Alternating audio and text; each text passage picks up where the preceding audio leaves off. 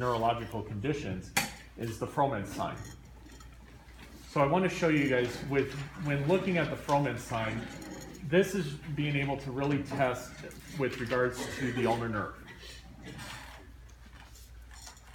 When you have compression of the ulnar nerve that has become a little more chronic, start to determine that you may be noticing some signs of atrophy of some of the intrinsic muscle groups. You'll perform this test to be able to test the adductor pollicis for the thumb.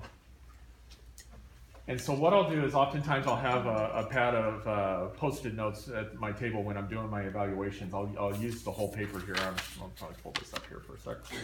But you don't need something very large when it comes to performing this test, but you need to be able to make sure that the patient's able to hold it firmly in their hand. The starting position you want with their arm on the table is being able to have them make a fist, be able to place this paper right on top of their fist, and I want you to please try to keep that thumb absolutely flat when you hold this piece of paper, okay?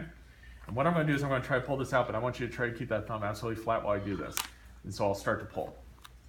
And if there's not a sign of an issue with the muscle from the nerve being compressed for a chronic period of time, they should be able to hold that with their thumb flat with the IP joint, and it's all focused at the IP joint, not being able to see that flex. If everything looks good, it's a negative test at that point. The adductor is doing its job.